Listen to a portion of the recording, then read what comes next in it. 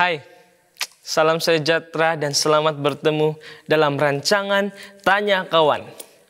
Satu siri ulasan untuk menemukan jawaban bagi pelbagai bentuk persoalan berkaitan dengan dilema dan permasalahan seseorang belia.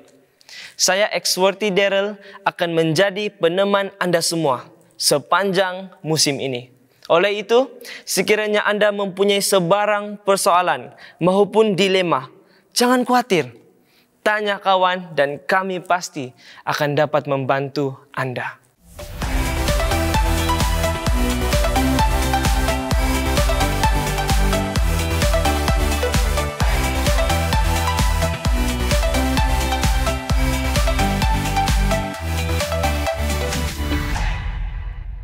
Pada episod kali ini, kita akan mengulas tentang pengurusan masa.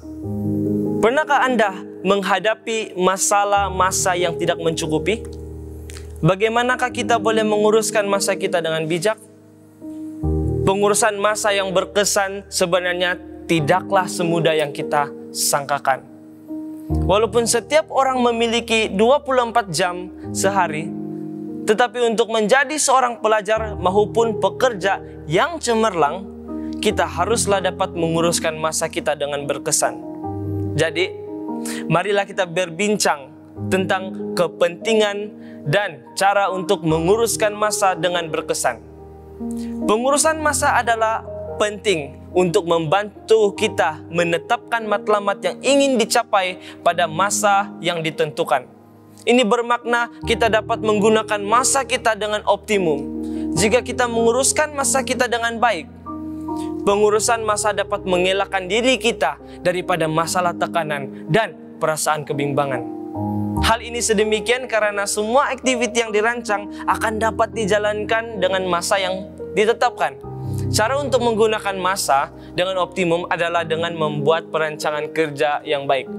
Pada mula-mulanya, kita haruslah menyenaraikan semua kerja penting yang perlu dilakukan untuk sepanjang minggu. Seterusnya, kita juga perlulah membuat dan mengikut jadwal kerja yang telah dirancangkan supaya kerja-kerja itu akan dilengkapkan pada masa yang ditetapkan. Dalam proses ini, kita haruslah sentiasa berpikiran positif dan mempunyai masa rehat yang mencukupi. Namun masalah yang sering timbul adalah keupayaan untuk mendisiplinkan diri dan menepati masa. Nah, ketahuilah bahwa masa itu emas. Kita bijak mengatakannya, tetapi adakah kita mengetahui kepentingan menepati masa dalam kehidupan kita? Berharganya emas masih tidak setanding dengan nilai masa. Hal ini karena masa tidak boleh ditukar ganti, dibeli dan dikembalikan jika ianya sudah berlalu. Menepati masa juga adalah menghormati masa dan hak orang lain. Langkah seterusnya ialah meningkatkan produktiviti bekerja. Kita haruslah memilih waktu yang paling sesuai, tenang, bertenaga, segar, dan dapat berfikir dengan baik untuk memastikan kerja dilaksanakan dengan menggunakan masa yang minimum. Selain itu, kita juga perlu melatih diri supaya tidak mengamalkan tabiat menangguh kerja. Apabila kita merasa sesuatu kerja itu adalah susah untuk diselesaikan, pisahkanlah tugasan menjadi beberapa bagian supaya ia menjadi mudah dicapai dan diselesaikan. Dalam setiap apa yang kita lakukan, kita perlulah dahulukan perkara yang penting berbanding perkara yang kurang penting. Walaupun semua perkara penting tergolong dalam senarai keperluan, kita masih perlu memilih mana satu perkara yang perlu didahulukan dan mana satu perkara yang boleh dikemudiankan. Jadi masa adalah terhad, terutamanya bagi para pelajar yang perlu melaksanakan pelbagai tugasan pada satu masa. Pengurusan masa berkualiti dapat membantu kita mencapai kepuasan dan memberi motivasi kepada diri sendiri.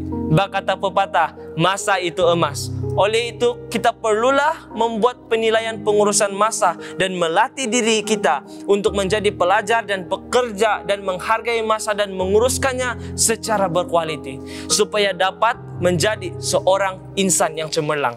Firman Tuhan dalam Mazmur 90 ayat 12 mengatakan, ajarlah kami menghitung hari-hari kami sedemikian hingga kami beroleh hati yang bijaksana. Sekian saja ulasan kita untuk kali ini. Sekiranya Anda mempunyai sebarang persoalan ataupun perkongsian yang ingin diluahkan, bolehlah menuliskan kepada kami melalui laman sesawang hopetv.asia ataupun melayari Facebook page kami di Hope Channel Asia Tenggara.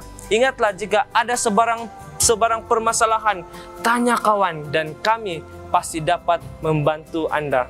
Sehingga kita berjumpa lagi, Tuhan memberkati.